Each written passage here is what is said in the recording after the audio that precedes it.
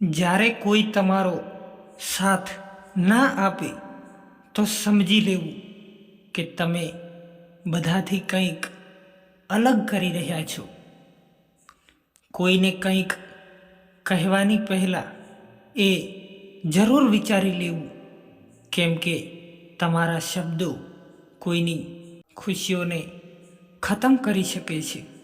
જેટલો ડર કોરોનાથી લાગ્યો હતો, જો એટલો જ ડર કર્મોથી લાગવા લાગે તો આખી દુનિયા સ્વર્ગ બની જાય. એ સુખને જતું કરી દેવું જોઈએ જે કોઈ બીજાના દુઃખનું કારણ બને છે.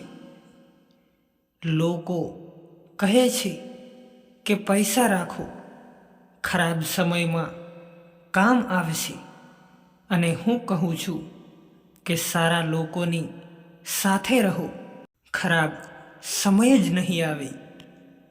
કોણ શું કરી રહ્યું છે, કેમ કરી રહ્યું છે, શા માટે કરી રહ્યું છે, આ બધી વાતોથી તમે જેટલા દૂર રહેશો એટલા જ તમે ખુશ રહેશો.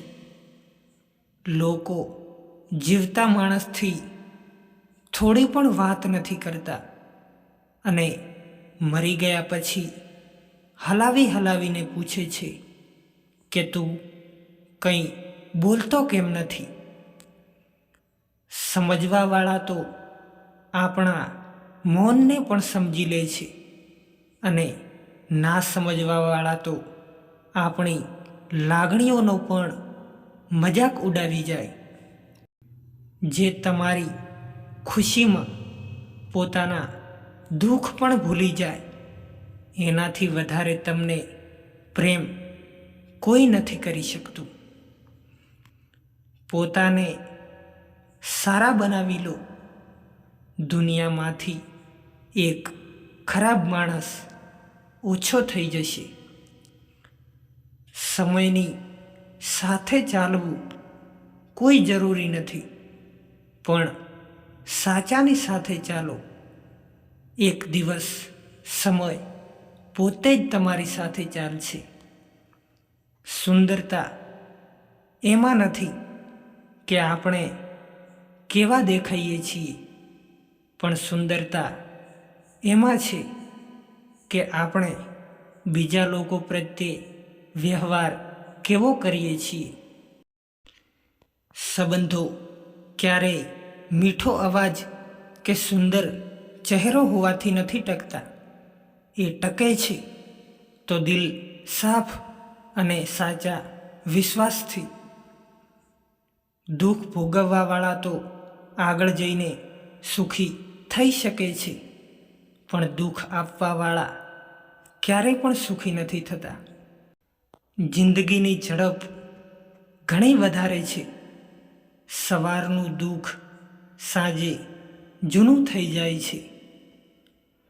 કોઈ પણ માણસ આ સંસારમાં આપણા દોસ્ત કે દુશ્મન બનીને નથી આવતા. એ તો આપણો વ્યવહાર જ લોકોને દોસ્ત અને દુશ્મન બનાવે છે. આપણી મુશ્કેલીઓનું સમાધાન ખાલી આપણી પાસે જ છે. બીજા લોકોની પાસે તો ખાલી સલાહ છે. માણસ બધું જ કોપી કરી શકે છે, પણ કિસ્મત અને નસીબ નહીં. ખુશ રહેવા માંગતા હોય તો આ 4 વાતો ઉપર ધ્યાન આપો. 1. વીતી ગયેલા સમયને ભૂલી જાઓ. 2. વર્તમાનમાં જીવો. 3. પોતાની સરખામણી બીજા લોકોથી કરવાનું બંધ કરો. અને 4. પોતાના કામને ટાળવાનું બંધ કરો. દરિયો મોટો હોય છે છતાં પણ પોતાની હદમાં રહે છે, અને માણસ નાનો હોવા છતાં પણ પોતાની હદ ભૂલી જાય છે. ફરિયાદ કરવાનું છોડી દો અને આભાર માનો કે તમારી પાસે જેટલું છે ને એટલું કદાચ બીજા લોકોની પાસે નહીં હોય.